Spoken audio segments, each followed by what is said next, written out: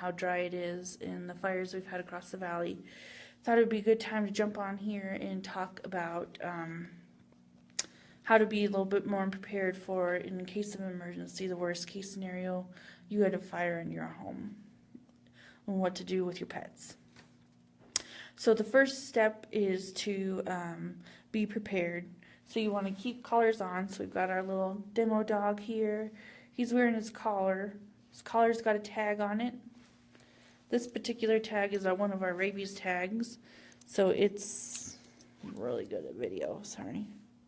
It's got our information on it, so if he gets out and loose out of the fire, they call us with his tag. They can either bring him to us, especially if you know they can't get a hold of you for whatever reason. People that find the dogs are always welcome to bring them here to the clinic, and we'll hang on to your pet until we can get a hold of you. So make sure the collars are on. They've got IDs on, and that you have up-to-date information on as far as phone numbers on the tags. If it's a little name tag with, say, Fido here, Fido and then Sarah and then my phone number, it's important to make sure that phone number works. Same with the microchips. Make sure if you've changed numbers in the 4 or 3 years, 10 years even since you got your dog microchipped or cat microchipped, that the phone number is current, along with the city, state, address that you live in. Super important. And then microchipping cats, while we're on that subject. You know, cats' breakaway collars are super important. If they get a microchip, it's not going to break away. If they get hung up on the fence, it'll stay with them as they run off. So that's a great idea. Microchips are a cheaper way to keep your pet ID'd and get back to you if they get lost. So we got collars on, we got ID tags on, and our information's up to date. So the next step in being prepared is to have carriers and leashes ready by the doors, if at all possible, or your fire exit. These little slip leashes, you can swing by and pick one up at the clinic if you like, are small, compactable, hang them on the back door, you won't even know they're there. Slip them across their neck, one loop, you got them. Easy to hang off the back door and not be banging like a regular leash all the time, and you can have them handy. Carriers, unfortunately all our plastic carriers are farmed out at the moment, so I've just got the cardboard one, but even something like this by the door is easy if you've got a cat. You don't want to be trying to carry your cat outside uncontained, because they are going to be scared. So we have these ready to go out the door or out the window. So that brings us to the next plan, is having a fire escape plan with your family. And it's important to include your pets into that plan. So, you know, for me it's myself and my dog, so I don't have a necessarily strategic plan with everyone in my family on how to get out of the house, which tree to meet by, or fire hydrant, or the neighbor's house. But it's important to have those things with your family. Everyone knows the plan. Even practicing the plan is super important. Doing little fire drills to get everyone's safety, because, you know, hopefully it never happens to us, but if we're ready, it'll be a little better. In your fire plan, preparedness plan, you need to have where your pet's hiding places are. My dog has a little cave she hides under, which is back tucked behind the bed. It's a dark spot. She's a dark dog.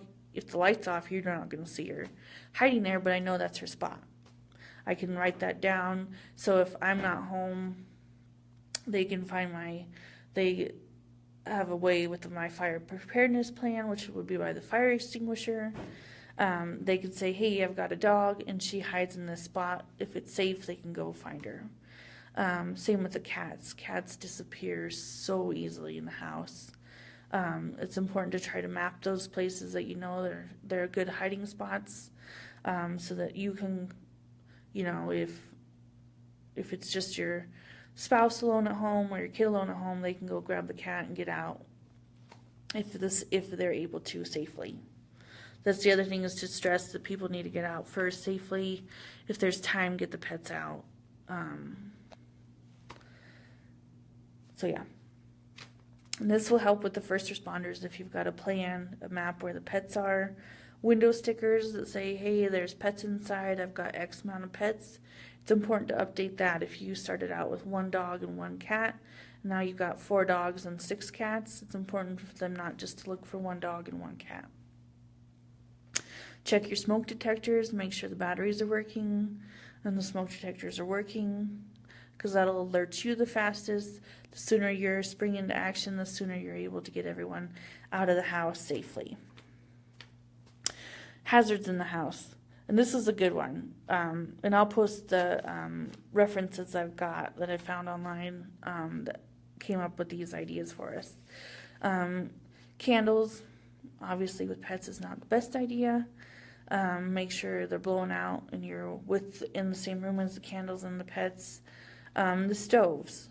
I've got a gas stove, but I grew up in electric. It's really easy for those electric burners to get turned on and get hot, and just be left that way, and then something can get dropped on top of them and you got a fire.